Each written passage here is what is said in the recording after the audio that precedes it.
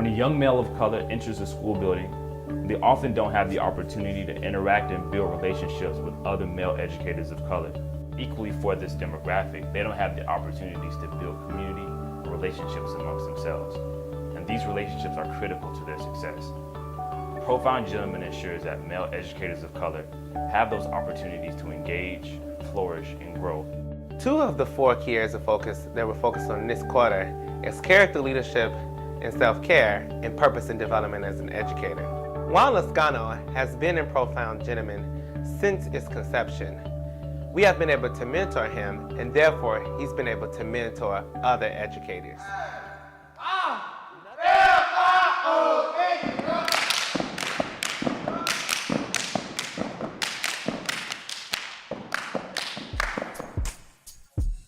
My name is Juan Lascano, currently working at Charlotte Learning Academy. This is my 5th year in education. Started out as a biology, earth and environmental science, physical science teacher, and now I'm currently working as the Dean of Culture here at CLA. My primary responsibilities include creating discipline policies, maintaining the uniform rules, as well as just finding field trips and getting our seniors admitted into colleges and universities across the nation.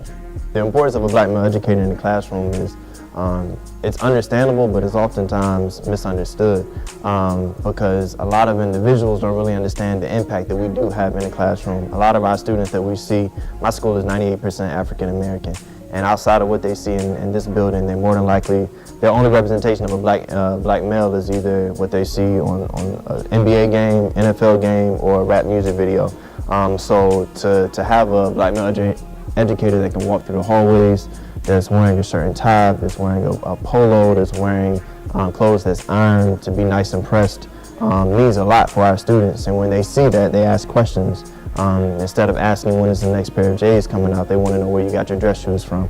Or instead of asking, you know, where you get this a hoodie from, they want to know where you got your blazer from or ties from. So they see and recognize what a strong black male looks like from their educators.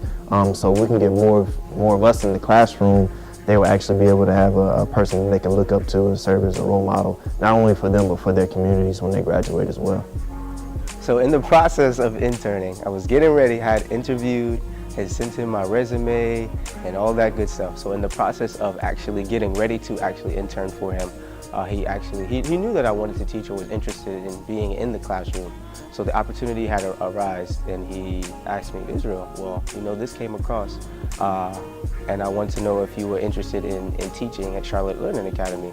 I was like, okay, let me try this out. So with his help, I submitted my application, my resume. He also helped me with my cover letter. I sent that to him. It was October 27th, and October 28th, the next day, I received a phone call from the principal here at CLA, Mrs. Gibson, asked me to come in to interview for the high school math position. Well, first and foremost, to be able to reach out to Profound Gentleman, to say, hey, look, we're in need of an educator. It would be great if we have any black male educators.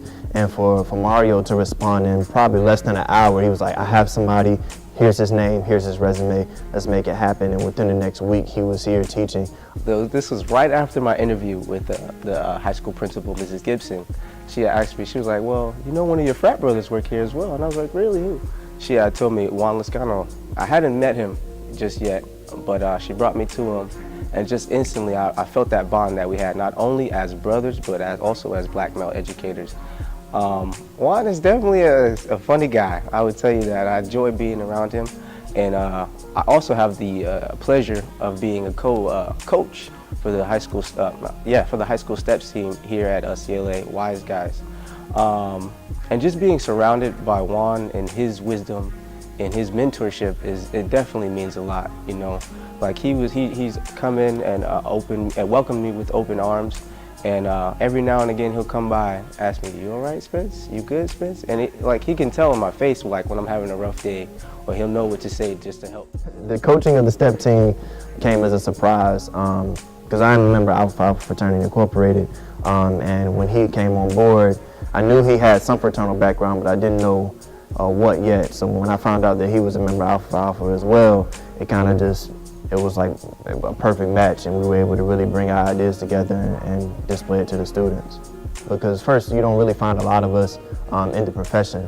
So to just have someone that was readily available to say, hey, I'm ready to get into the classroom meant a lot. And to now have someone that not only has the same fraternal background, but also has the same, parents. We're both black male educators, we're both fairly young. To have him in the classroom means a lot, and for me to be able to kind of serve as his mentor, to kind of assist him in that transition is a great feeling. When Mr. Lascano first met me, I was very wild and crazy and off the chain. But then, I don't know. I feel like me and Mr. Lascano, we have a good bond. And we got some of the same interests. Just like Mr. Spencer too. We both just the same person in a way. I'm just younger. So I'm like a little brother that they never had. Yeah. It makes me feel good that Mr. Spencer and Mr. Lascano are on the younger side because they've been where we have before.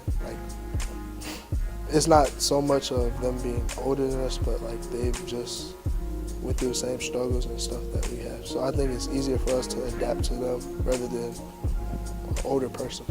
The evolution of Profound Gentlemen is, I can't even think of a word to explain it. I get speechless every time I think about it. I grew up in Whaleyville, and I grew up next to a crop or plantations, and I would see farmers out there planting seeds, and you would only see dirt.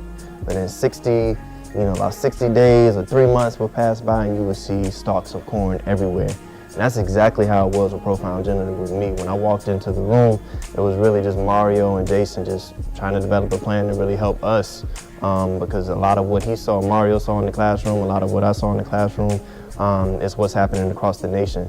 So to see just dirt from the beginning to grow into an organization that's impacting states across the nation, getting national recognition for their hard work, is a great feeling. And to know that you have other black male educators that are just as intrigued with their work as we are means a lot. And it's always good to have a following of individuals that are willing to help you out, to provide resources, to provide you with advice, suggestions, anything that you need to really become a better black male educator in today's day and age.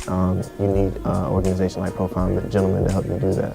Being surrounded by black male educators and those doing the same thing that you do day in and day out is very meaningful, I built a relationship with a lot of these students that I couldn't leave, and I made a promise to my first classroom, first set of students that I ever had. I made a promise that I would see them graduate, and I saw them graduate last year, and the last group of students that I actually saw when I first entered the classroom is graduating this year.